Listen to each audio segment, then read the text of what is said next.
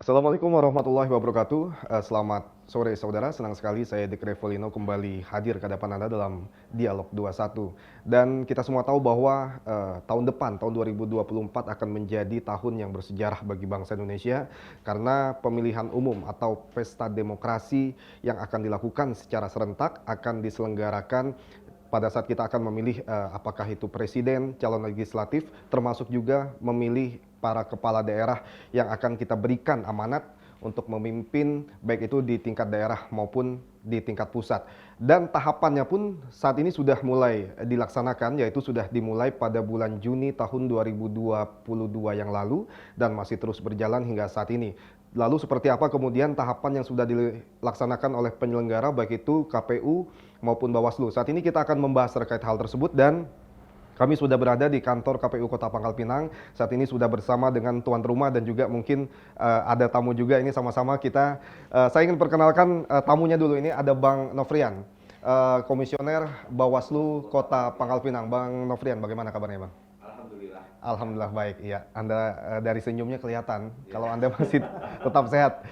Dan di sini tuan rumah saya ingin perkenalkan yaitu Pak Ruslan, anggota Komisi Pemilihan Umum Kota Pangkal Pinang. Pak Ruslan, Assalamualaikum. Waalaikumsalam warahmatullahi wabarakatuh. Ya, baik. Terima kasih sudah memberikan kesempatan kepada kami datang ke kantor Anda dan lalu juga nanti kita akan berbincang terkait dengan bagaimana tahapan persiapan pemilu tahun 2024. Dan di sebelahnya juga sudah hadir Komisioner KPU Kota Pangkal Pinang, Bang Yusmayadi. Assalamualaikum, Bang. Waalaikumsalam. Iya, Bang Yus bukan orang baru, tentu saja sudah ada beberapa kali pemilu yang kemudian sudah Anda terlibat di dalamnya, dan kita akan melihat ini perbedaannya seperti apa pada saat nanti pemilu diselenggarakan secara serentak pada tahun 2024 mendatang. Dan saudara, untuk itu ada beberapa tantangan tentu saja yang akan dihadapi oleh penyelenggara dalam pemilu tahun 2024 mendatang dikarenakan baik itu Pilpres, Pileg maupun pemilihan kepala daerah akan dilakukan secara serentak. Dan saya akan langsung ke Pak Ruslan. Tahapan sudah dilaksanakan sejak bulan Juni tahun 2022 yang lalu. Sampai dengan saat ini update tahapan yang sudah dilakukan khususnya oleh KPU itu seperti apa? Baik, terima kasih. Yang pertama, kita sudah melaksanakan tahapan ini sudah dimulai dari tanggal 15 Juni tahun 2022 kemarin. Pertama, kita setelah melaksanakan tahapan pendaftaran dan verifikasi peserta pemilu. Itu sudah kita laksanakan. Kemudian sudah kita tetapkan siapa saja peserta pemilu kemarin itu di tanggal 14 Desember kemarin. Artinya peserta pemilu yang kita laksanakan kemarin sekarang sudah diketahui. Yang kedua juga kita sudah melaksanakan sedang pembentukan badan ad hoc kita, dimulai dari pembentukan PPK, PPS kita, ya PPS ini sedang berlangsung. Kalau PPK-nya sudah kita lantik kemarin pada tanggal 4 Januari kemarin. PPS sekarang sedang proses pembentukan. Kemarin sudah kita umumkan siapa-siapa saja yang lolos dari hasil tes tertulis dengan metode CAT. Insya Allah nanti di tanggal 18, 19, 20 kita akan lanjutkan tahapannya masuk kepada proses wawancara. Dan juga kita telah melaksanakan terkait dengan penetapan jumlah kursi dan juga penetapan daerah pemilihan. Meskipun ini belum selesai tetapi sudah kita laksanakan, nanti akhirnya akan selesai, akan finish nanti pada tanggal 9 Februari. Bulan depan nantinya siapa saja, berapa jumlah kursinya, berapa dapil nanti yang akan ditetapkan di Kota Pangkal Pinang. Selain itu juga terkait dengan tahapan-tahapan sosialisasi sudah dimulai kemarin ketika tahapan sudah di launching, diresmikan, maka seketika itu juga tahapan sosialisasi harus kita jalankan. Itu saja tahapan yang memang sudah kita laksanakan. Ada juga tambahan satunya, kita telah memulai pencalonan perseorangan yaitu Dewan Perwakilan Daerah. Meskipun ini belum selesai tetapi itu sudah kita mulai di bulan Desember tahun 2022 kemarin.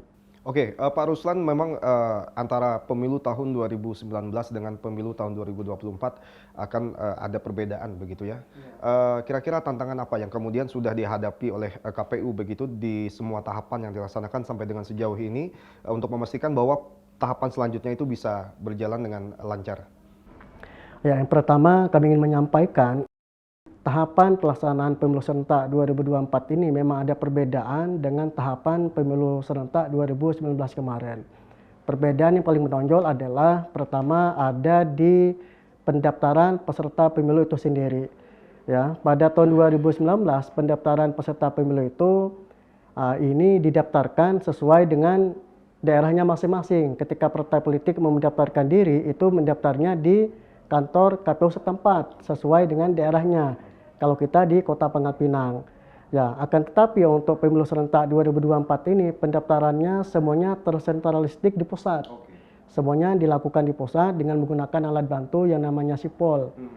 Yang kedua, perbedaan yang paling menonjol adalah itu ada di masa kampanyenya.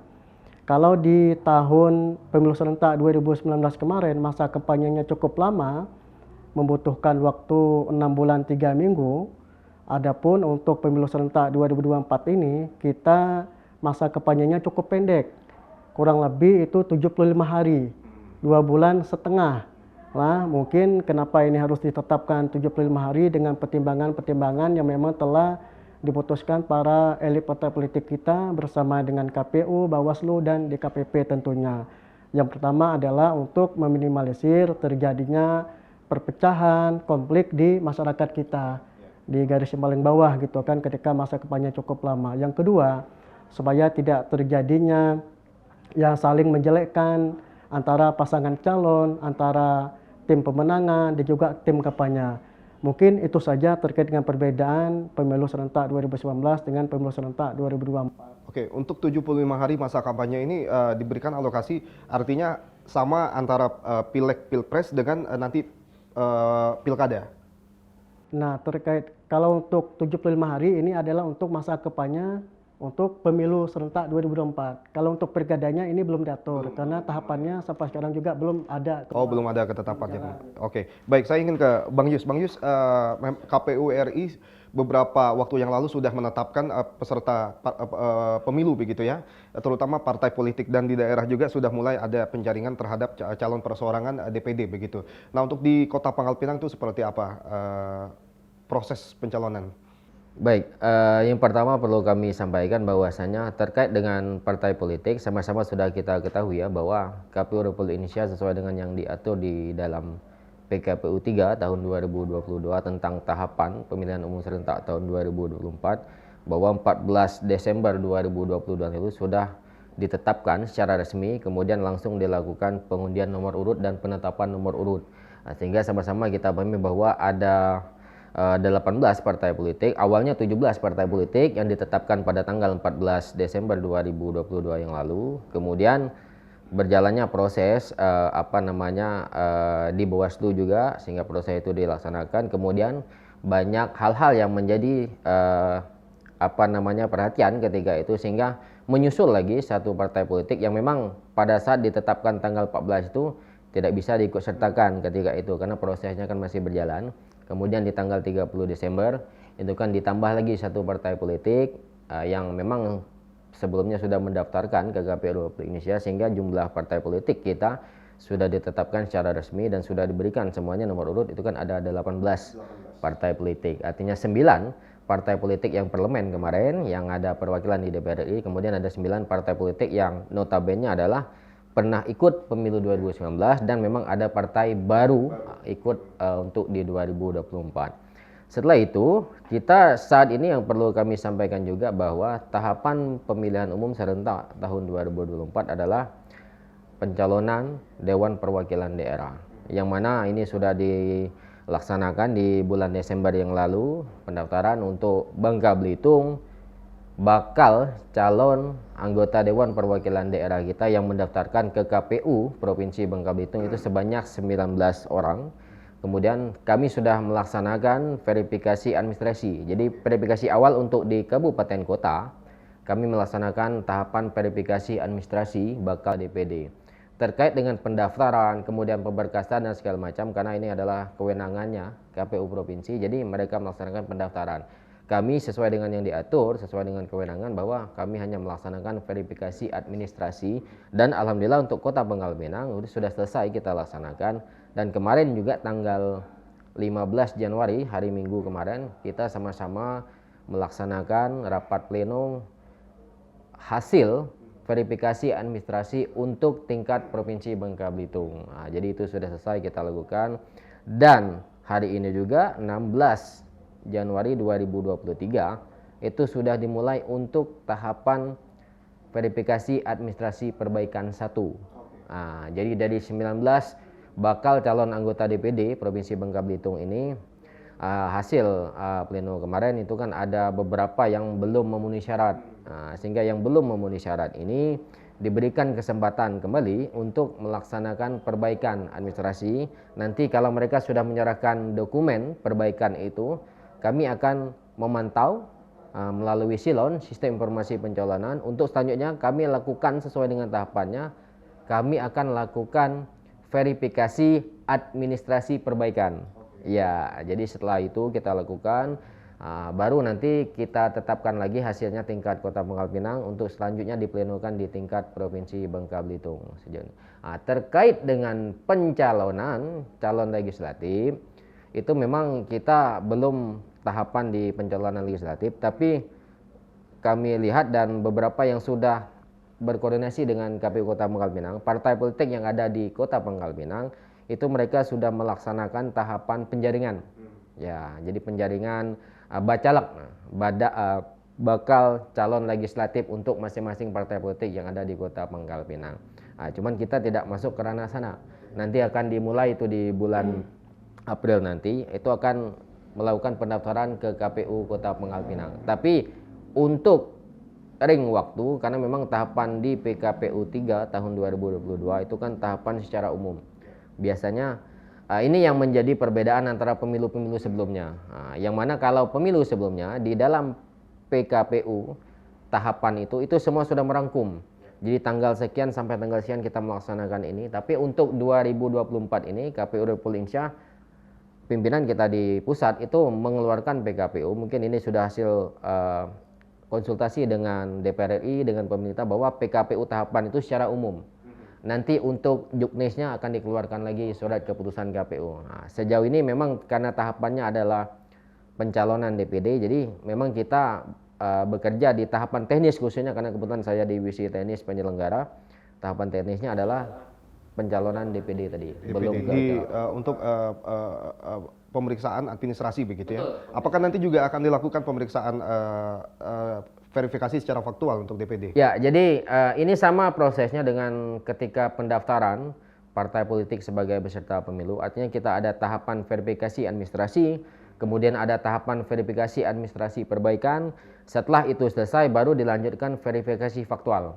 Kita tetap sama sesuai dengan yang diatur di dalam PKPU 10 tahun 2022 tentang pencalonan DPD ini, bahwasanya verifikasi faktual tetap kita lakukan. Untuk sampling juga kita masih sama, tetap menggunakan metode Krejci dan Morgan sama dengan ketika sipol. Cuman sejauh ini kita belum bisa memastikan berapa sih dari 19 bakal calon ini yang akan dilakukan verifikasi faktual, karena sekali lagi masih di tahapan verifikasi administrasi perbaikan seperti itu. Oke, baik. Saya ingin ke Bang Nofrian. Tentu saja Anda juga sudah menjadi komisioner pada saat pemilu tahun 2019 yang lalu. Dan ini tadi sudah disampaikan juga bahwa memang ada saya tidak tahu relatif tentunya sedikit ataupun banyak perbedaan pada pemilu tahun 2024 nanti. Nah, perhatian yang akan diberikan Bawaslu pada saat penyelenggaraan dan tahapan pemilu 2024 ini apa saja? Jadi tahapan yang sudah dilaksanakan oleh teman-teman KPU ini dilakukan secara berjenjang. Artinya selain KPU Kabupaten Kota, KPU Provinsi dan KPU RI itu juga melaksanakan hal yang sama, tetapi dengan domainnya berdasarkan jenjangnya masing-masing gitu.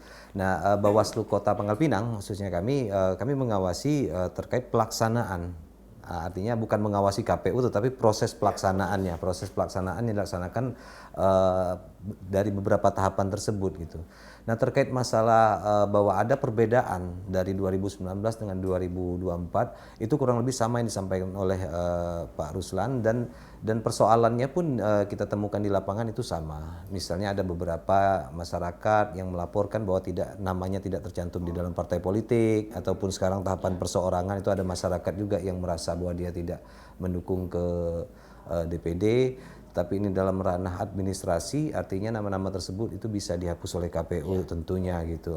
Jadi kalau untuk perbedaan kurang lebih sama, cuman kita melihat bahwa pelaksanaan di 2024 nanti itu agak sedikit padat karena dilaksanakan di tahun yang sama. Gitu. Perbedaannya di situ, artinya mungkin di terakhir nanti ada irisan yang sama, tetapi KPU RI maupun Bawaslu RI selalu mengeluarkan edaran ataupun peraturan perundang-undangan baik melalui Perbawaslu atau PKPU untuk mengantisipasi itu. Gitu. Ya, Bang Nofrian, di tahap demi tahap yang akan dilaksanakan oleh KPU dalam menyelenggarakan pemilu ini, Bawaslu melihat apa saja, kemudian hal-hal yang dianggap riskan begitu akan terjadi pelanggaran di dalam proses tahapan pemilu ini. Tentunya Bawaslu itu memilah pelanggaran itu menjadi 4 hal. Yang pertama itu terkait tata cara prosedur, itu masalah administrasi, kemudian pidana pemilunya, kemudian kode etik dan pelanggaran lainnya.